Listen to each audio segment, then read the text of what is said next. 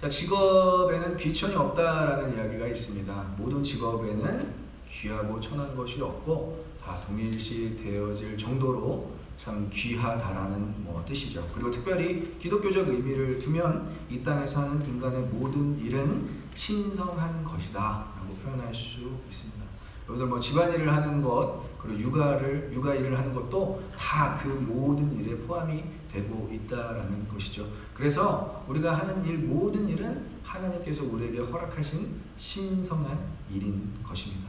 저희 작은 아버지가 이제 선교사님이신데, 인도네시아 선교사님이신데, 그 선교사로 파송받기 전에 이제 목회를 하셨어요. 그래서 저희 작은 아버지가 이제 저희 초등학교에 이제 그 일일 교사로 오셔서 아이들에게 윤리와 도덕 무엇인가 연설을 할 수 있는 이렇게 또 기회를 가져서 일일 교사로 오셔서 아이들에게 그 가르침을 또 주셨습니다. 근데 저희 그 작은 아버지가 굉장히 언변도 좋으시고 또 이렇게 아이들에게 잘 소통도 많이 하셔서 그날 정말 그 저희 반 3학년 6반이었는데 그날 아이들이 정말 대박이 났습니다. 1시간 동안 아이들이 막 까르르 웃고 막 정말 그 동심을 어떻게 이렇게 움직였는지 작은 아버지가 정말 스타가 되었습니다. 다 연설을 마치고 그 가르침을 끝내고 이제 작은 아버지는 돌아가셨고 한 친구가 저에게 막 뛰어오더니 그런 이야기를 하고, 야, 니네 작은 아버지가 우리 담임 선생님이었으면 좋겠어 막 이러더라고요. 그래서 제가 심하게 화를 냈습니다. 아니 그게 무슨 소리야? 우리에게 담임 선생님이 있으시잖아 라고 이렇게 심하게 화를 내니까 이 친구가 굉장히 당황스러워 하더라고요. 왜냐면 제가 작은 아버지에게 괴롭힘을 좀 많이 당했습니다. 집에서 같이 살면서 이분이 고등학교 때 레슬링을 하셨는데 틈만 나면 저를 목을 조르고 저에게 굉장히 좀 육체적으로 핍박과 고난을 많이 줘서 담임 선생님 절대로 안 된다고 제가 이렇게 버럭 화를 냈던 이유도 있고요. 또 한 가지는 목회자는 목회자 일을 해야 되고 또 담임 선생님, 우리에게 있는 담임 선생님은 또 담임 선생님의 자리를 지켜야 된다라고 또 어렸을 때부터 그렇게 생각했던 것 같습니다.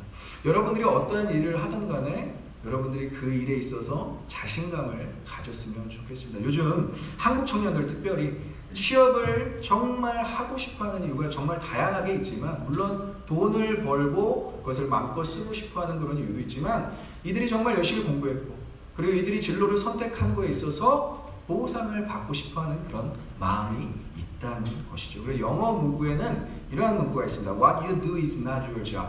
It is who you are 이라는 표현이 있습니다. 그것은 무엇이냐면 우리가 하고 있는 일은 그냥 단순히 우리의 직업이 아니라 그것이 바로 우리다라는 표현인 거죠. 우리가 무엇을 하든 간에 우리가 만약에 정말 어떤 직장이든 간에 그것 자체가 우리를 나타내주고 있는 일이라는 것입니다. 우리가 하는 일을 통해 우리는 그 일을 위해 태어난 기술자 혹은 전문가로 인정을 받게 되는 것입니다. 그 단어를 바로 오늘 테크톤이라는 단어로 제가 정의를 했습니다. 제가 정의한 게 아니라 성경에 나와 있는 단어입니다.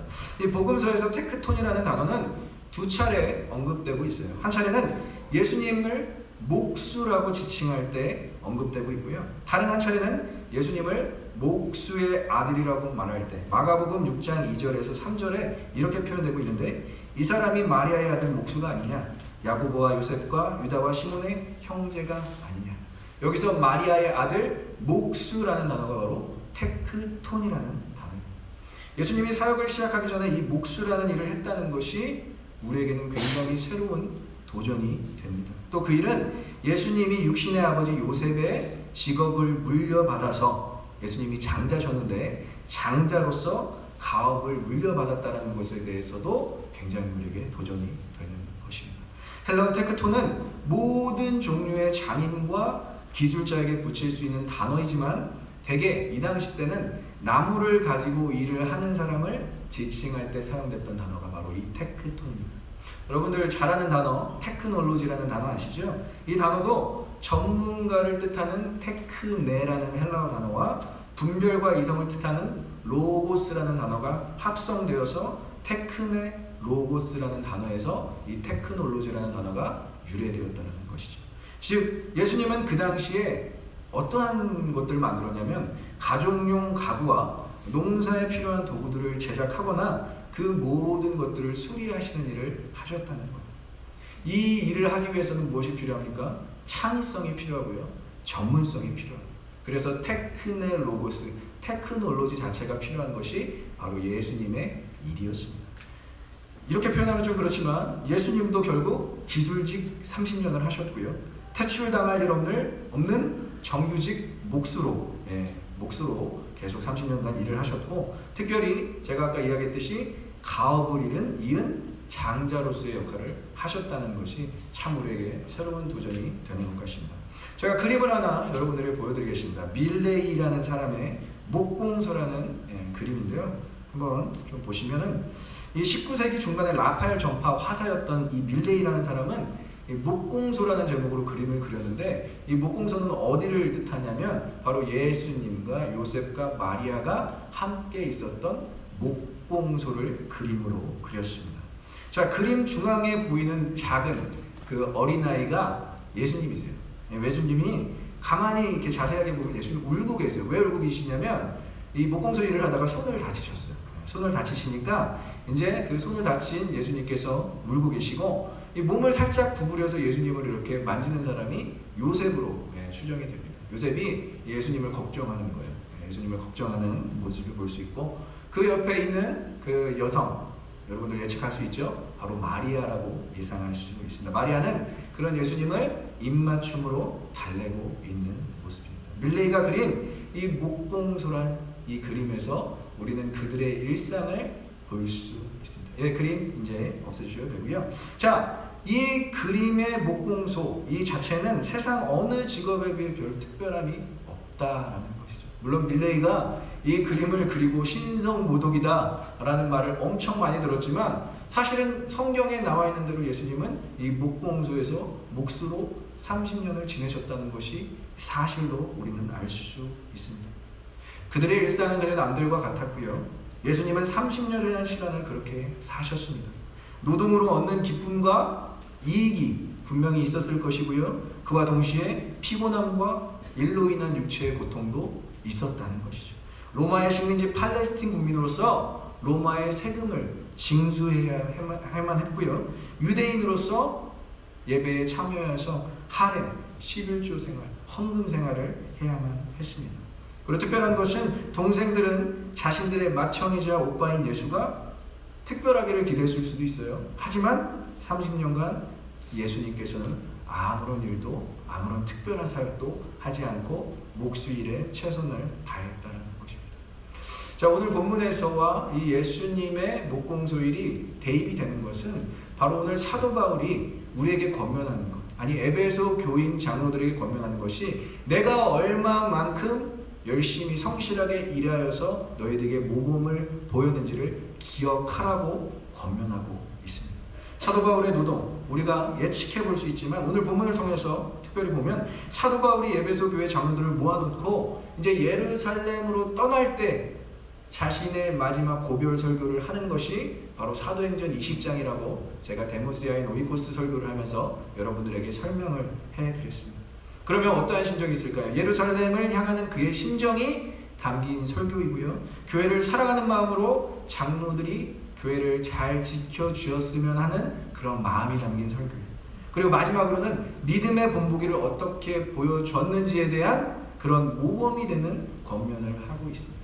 그래서 제가 예전에 설교했던 데모시아인 오이코스에서는 사도 바울이 자기가 에베소 지역에서 3년간 어떻게 사역했는지에 대해서 설명하고 있고, 오늘 본문에서는 자신이 어떻게 힘겹게 노동을 했는지, 하지만 그 노동에 있어서 자신이 어떻게 여러분들에게 모범을 보였는지에 대해서 설명해주고 있습니다.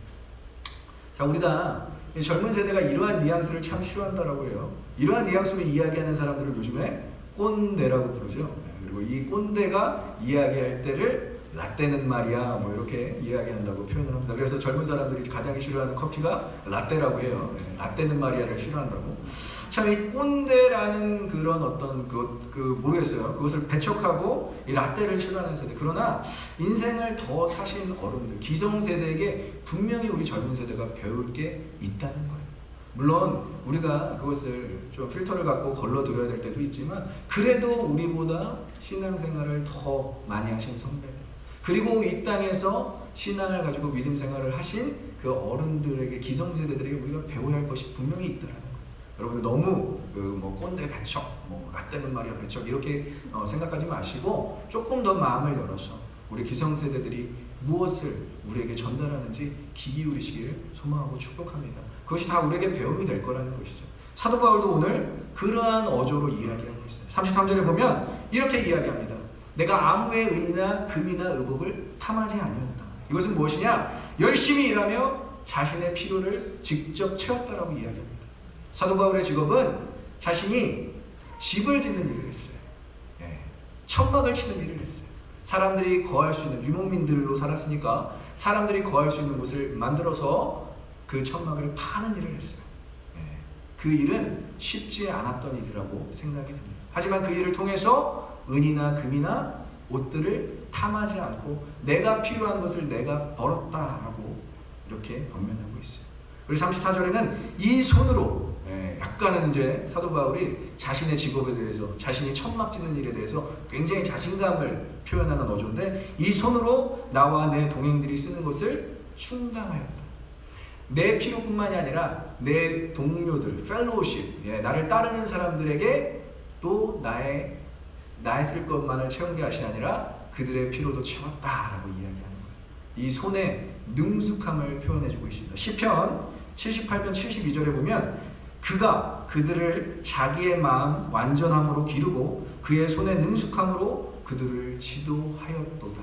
여기서 이야기하는 그는 다윗을 이야기하고 있어요. 다윗을 이야기하고 있는데, 이 다윗이라는 사람이, 다윗은 이스라엘 왕이었잖아요. 그 왕으로서 자격 조건이 있었는데 그것이 바로 마음의 완전함과 손의 능숙함이었습니다.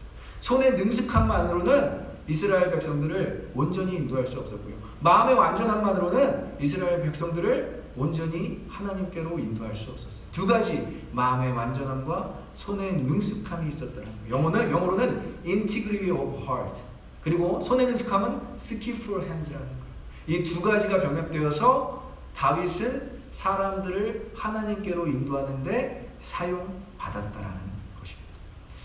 손을 보면 참 이렇게 손이 야무딱지게 생긴 사람들이 있어요. 저희 공동체에 누가 있죠? 재성 형제 손이 굉장히 야무딱지게 생겼습니다. 제가 딴 때는 몰랐는데 우리 재성 형제가 삼겹살을 다 굽고 그 불판에다가 볶음밥을 만들 때 이렇게 모짜렐라 치즈를 잘 이렇게 뿌리고 그 이렇게 손으로 이렇게 잘 볶음밥을 만들다 그랬어요. 그 손을 보면 너무 야무딱지게 생겨서 제가 손을 탐한 건 처음이에요. 아, 저 손 내가 갖고 싶다 막 이런.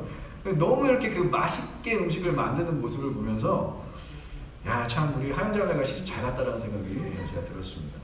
그 야무딱진 손, 그 손이 바로 skillful hands라는, 그것은 많은 사람들에게 도움을 주고 많은 사람들, 특히 저같이, 저는 좀 뻐덕거리거든요. 저희 와이프가 저한테 요리를 못한다고 많이 뭐라고 하는데, 감동을 주거나 도움을 주거나 음식을 차릴 수 있는, 그리고 섬길 수 있는 손을 바로 skillful hands라는 거예요. 그러니까 여러분들이 어떠한 일을 하든 간에 skillful hands, 바로 전문성 있는 손으로 하나님께서 그렇게 창조하셨다라는 거예요. 근데 그것만 갖고는 안 되고, 우리가 정말 지도자 역할을 하고 싶다면 integrity of heart, 마음의 완전함이 필요한데, 이것은 하나님께서 다윗을 지칭하셨을 때 쓰시는 말, 내 마음에 합한 자라고 하셨잖아요. 하나님의 마음에 꼭 드는 자가 바로 이 두 가지 요소를 다 가질 수 있다는 거예요. 그래서 여러분들이 영적 지도자로 혹은 세상에서 지도자로 살아가고 싶습니까? 이 두 가지 요소를 사모하는 마음으로 구하시는 저와 여러분들의 되시길 간절히 소망하고 축복합니다. 이 두 가지가 여러분들에게는 정말 필요한 요소라는 거예요. 이왕 우리가 이 땅을 살아가면서 이 두 가지 정말 사모해야 되지 않겠습니까? 이 사도 바울이 고백하는 것도 나의 손의 능숙함으로 내 필요만 충당한 것이 아니라 내 주변에 있는 모든 사람들도 기쁘게 섬겼다라고 이야기해요. 자, 35절은 우리가 한번 같이 읽어볼 필요가 있는데 한번 같이 읽어보겠습니다. 시작. 범사에 여러분에게 복음을 보여주는 바와 같이 수고하여 약한 사람을 돕고 또 주 예수께서 친히 말씀하신 바 주는 것이 받는 것보다 복이 있다 하심을 기억하여야 할지니라. 아멘. 자, 어디까지 이르렀냐? 사도 바울의 일이 그냥 자신과 자신의 주변 사람들만 충당시킨 것이 아니라 약한 사람들을 도왔다는 거예요. 약한 사람. 여기서 이 약한 사람들이라는 단어는 헬라어로 아스테논톤이라는 단어인데, those who being sick, 아픈 사람들. 그러니까 치료비가 없는 사람들, 가난하여서 치료를 받을 수 없는 사람들까지도 사도 바울은 자신이 일하면서 도왔다라고 이야기하고 있습니다. 그러면서 어떻게 딱 표현하잖아요. 주는 것이 받는 것보다 복이 있다라고 딱 결론을 짓는 것입니다. 어머니께 많이 들었던, 여러분들 학창 시절에 많이 들었던 말 있죠. 공부 안 할 때 들은 말 뭐죠? 야, 공부해서 남 주냐? 많이 들어보셨죠? 공부해서 남 줍니다. 남을 줘야 돼요. 우리가 공부하고 우리가 열심히 사는 이유는 남을 주기 위해서입니다. 믿으십니까? 우리가 공부하고 열심히 일하는 이유가 남을 주기 위한 만큼 그 의미와 목적이 행복하고 기쁨으로 인도할 것이 있겠습니까? 우리의 목적과 기쁨, 우리의 목적과 의도는 남을 주기 위한 일이 돼야 된다는 거예요. 그래서 제가 일주일간 정말 열심히 사실은 공부를 하거든요. 열심히. 왜 공부를 하느냐? 여러분들에게 정말 하나님의 말씀을 온전히 전해주기 위해서. 정말 열심히 공부하니까 이 화요일 날에는 이제 막 설교를 묵상하면서 왼쪽 뇌가 아파지기 시작하는데 금요일 날부터는 오른쪽 뇌가 막 아파지기 시작해요. 그래서 제가 우리 와이프 한의원에 가서 좀 따라가는데 이 한의사가 저한테 이렇게 맥을 짚더니 저한테 그러더라고요. 목사님, 매주 너무 감동을 주시려고 하지 마세요. 그렇게 저한테 얘기를 하더라고요. 그래서 제가 그렇게 말씀드렸어요. 아니, 의사 선생님, 성도들이 어떻게 사는데, 성도들이 일주일간 어떻게 사는데 제가 그냥 간단하게 묵상한 거 그냥 전하고 이럴 수 있겠습니까? 저도 화요일부터 고민하고 묵상하고 공부해야 되지 않겠습니까? 물론 그렇게 화를 내진 않았지만 그렇게 조근조근하게 전달했어요. 여러분들이 얼마나 열심히 사는 것을 알고 있기 때문에 목사인 저도 하나님의 말씀을 전할 때 최선을 다한다. 다할 수밖에 없다는 것이죠. 오늘 사도 바울이 자신이 이야기했던 것처럼 나는 내 필요만 채웠던 것이 아니라, 그리고 주변 사람들만 채웠던 것이 아니라 나는 약한 사람까지도 돌봤는데, 아픈 사람까지도 돌봤는데, 이것이 왜 내가 그랬냐면 주는 것이 받는 것보다 복되다함을 알았기 때문이다 라고 권면하고 있는 거예요. 그냥 단순히 사도 바울이 모범을 보인 것이 자신의 인생만, 어떻게 인생관만 전하는 것이 아니라 주님께서 하신 말씀을 이루고자 최선을 다했다는 것이죠. 여러분들이 최선을 다하는 이유는 무엇입니까? 엄마로서, 아빠로서, 학생으로서, 그리고 직장인으로서 최선을 다하는 일은 바로 하나님의 말씀을 실현하기 위해서 최선을 다하는 줄 믿습니다. 우리가 그냥 우리의 인생관을 쇼업하면서 야 봐라 내가 이렇게 열심히 산다, 이것만으로 여러분들이 국한되는 것이 아니라 내가 하나님의 말씀을 실현하며 살고 있습니다. 이것 때문에 여러분들이 열심히 사는 거예요. 정말 하나님 앞에서 호람되어 하나님 앞에서 열심히 사는 것, 하나님 앞에서 다 보상받게 될 줄 믿습니다. 그것 자체가, 주는 것 자체가 복된 삶임을 안다면 여러분들은 그렇게 사도 바울이 권면하는 것처럼 최선을 다해 살 수밖에 없다는 것입니다. 자, 사도 바울의 노동은 이랬습니다. 우리가 살펴본 바 사도 바울은 참 열심히 살았구나. 에베소 교회를 섬기면서도 3년간 정말 최선을 다했더라고요.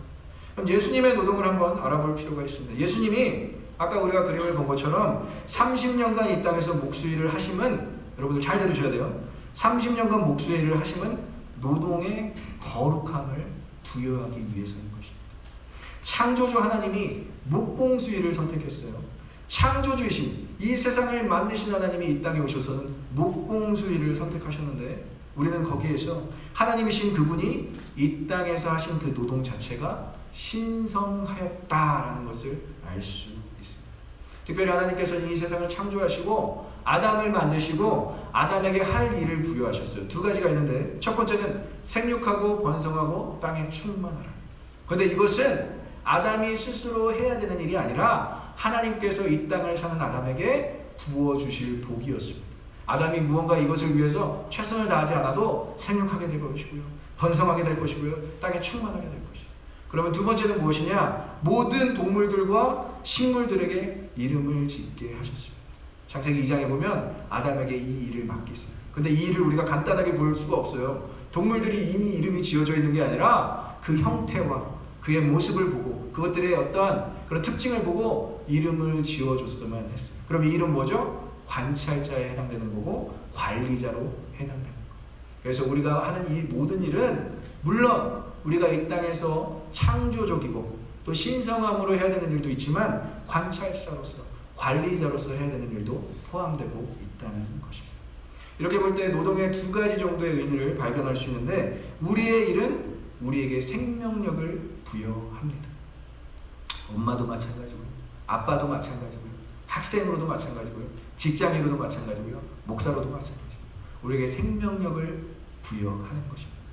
What you do is not your job, it is who you are 라는 것이죠. 그 자체가 우리에게 생명력을 주면서 우리는 우리가 무엇을 하는가에 따라 존재론적 의미를 갖게 되는 것입니다.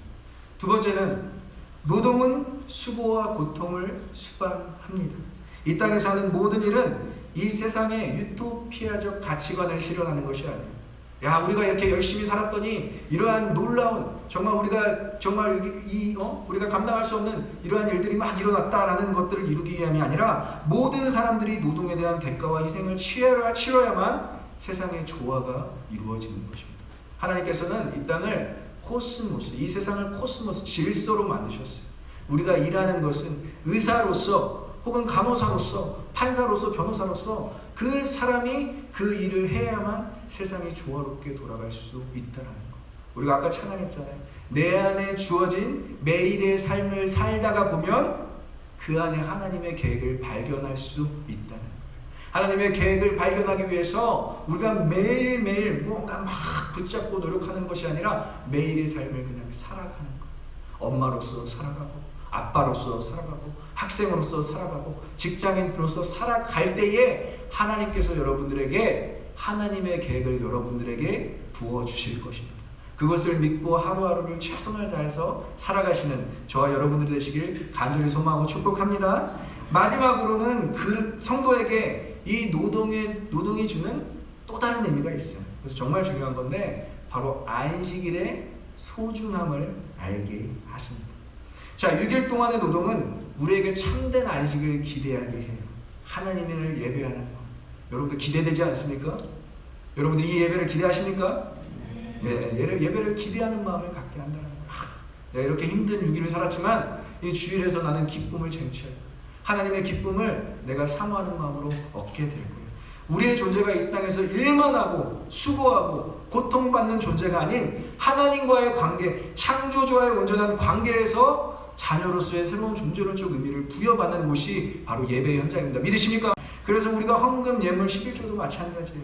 우리가 이 땅의 존재로만 살아가는 것이 아니라 하늘의 존재로 인식될 수 있는 것, 하늘의 존재로 인식할 수 있는 것이 하나님의 것을 분별하는 것인데, 이 예물을 드리다라는 것은 헤렘, 오리지널리 하나님의 것이라는 것을 우리가 인정하며 사는 거예요. 나의 직장도, 나의 물질도, 나한테 주어진 모든 것들도 하나님의 것으로 분류하며 사는 것, 헤렘, 이것을 실천하며 사는 것이 바로 성도의 삶인 것입니다. 이러한 의미에서 볼 때 예수님의 30년 목수로서의 인생은 결코 헛된 시간이 아니었습니다. 그분은 우리와 같이 평범한 노동자의 삶을 선택하셔서 그 노동에 대한 하나님의 뜻을 직접 삶으로 전달하셨고 여러분들에게 모범을 보이셨습니다. 신성하며 거룩하며 조화를 이루기 위한 노동일 뿐만 아니라 그 노동 후에 갖게 되는 모든 것이 하나님의 소유라는 것을 인정하는 모습을 몸소 보이셨어요. 자, 예수님의 목수로서의 인생 30년이잖아요. 사역은 3년이에요. 10의 1조를 하나님께 온전히 드린 예수님의 삶을 볼 때에 아, 그렇구나. 주님의 인생 30년, 목수로서의 인생 30년이 결코 헛되지 않고, 성경에서는 그 목수로서의 인생을 많이 이야기해 주지 않지만 예수님께서 정말 그의 인생, 사역의 인생 3년을 드리기 위해서 이 목수로서의 삶이 필요했다라는 거예요. 여러분들의 삶도 마찬가지. 지금은 더디고, 지금은 내가 왜 이 일을 하고 있지? 라고 고민되고 아프고 고통스러울지 모르겠지만 이 모든 시간이 다 하나님께 준비되어지는 시간인 줄 믿습니다.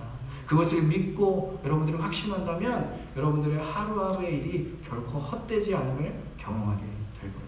그래서 제임스 스토커라는 사람은 나사렛 사람 예수라는 책에서 다음과 같이 썼습니다. 한번 띄워주시면 제가 읽어드릴게요. 하나님은 자기 아들을 사람들 가운데 살게 하실 때 다른 여러 자리를 놓아두고 굳이 노동자로 살도록 하셨다.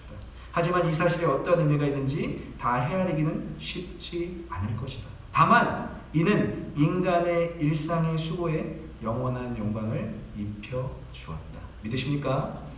하나님께서 예수님을 보내셔서 우리와 똑같은 노동자로 살게 하시는 것은 우리의 일상의 수고와 우리의 일상의 고통과 우리의 일상의 생활에 영원한 영광을 입혀주신 것입니다. 그러니까 여러분들이 하루하루 살아가는 것은 하나님의 영광 가운데 살아가는 놀라움을 경험하게 되는 삶인 것이에요.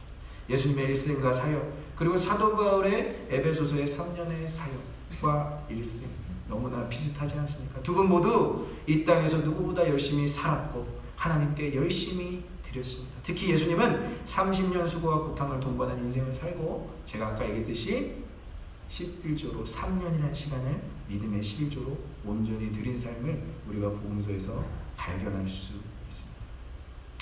제가 참 재밌는 짤을 봤어요. 유튜브에서 본 것 같은데, 빅뱅의 G 드래곤 아시죠? 빅뱅의 G 드래곤. 연습생 시절이 굉장히 길었던 걸로 알고 있어요. 빅뱅이 되기 전까지, 빅뱅 그룹이 탄생하기 전까지 한 6년 정도 열심히 연습을 한 걸로 알고 있는데, 열심히 연습생으로 연습을 하고 이제 하루는 이제 월말 평가를 받는 자리가 와서 G 드래곤이 열심히 춤을 추고 노래를 하는 장면을 보았습니다. 근데 그 퍼포먼스가 마음에 들지 않았던 그 YG 사장 양현석 씨가 G 드래곤한테 이렇게 이야기를 하더라고요.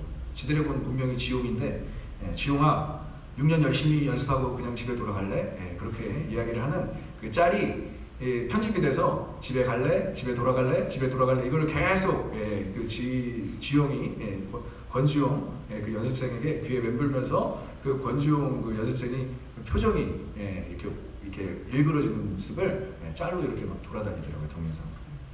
세상은 그렇게 우리를 판단하고 평가할 수 있지만 주님은 어떻습니까? 어떻게 말씀하십니까? 마태복음 11장 28절에 6일 동안 수고하고 무거운 짐진 자들아 내게 와서 쉬라. 내가 너희에게 평안을 주리라 라고 말씀을 하시잖아요. 그리고 참된 안식을 얻어라 라고 말씀하시죠.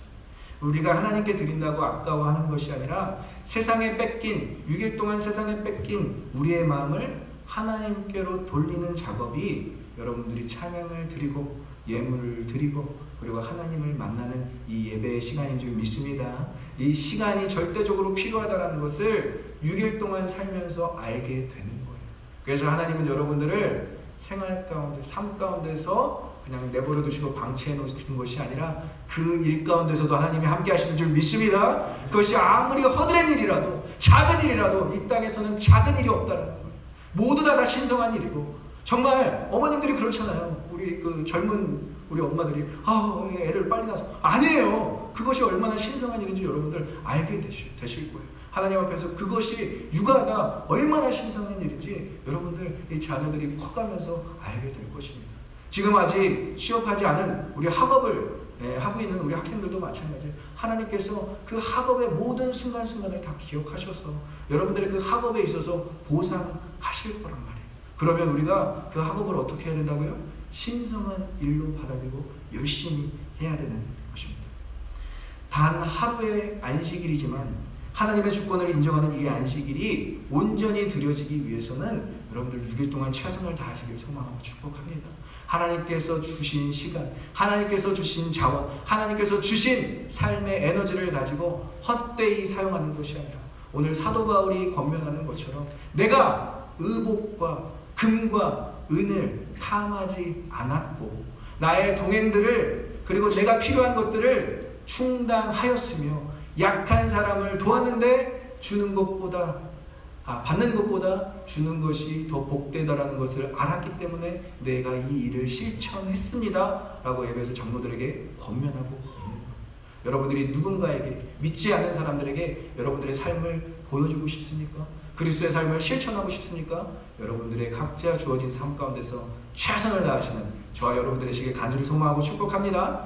마지막으로 제가 여러분들에게 권면하고 싶은 것은, 우리 참 찬양팀이 너무 귀하지 않습니까? 우리 매주 주일만 되면 정말 밝은 모습으로 뛰면서 찬양하잖아요. 근데 찬양 드리기 전까지는 세상 어두운 사람들이에요. 주일날 오전 아침에 모여서 막 뭐 하는지 아세요? 막 먼저 기도하고 막 시작하는데 토론이 시작됩니다.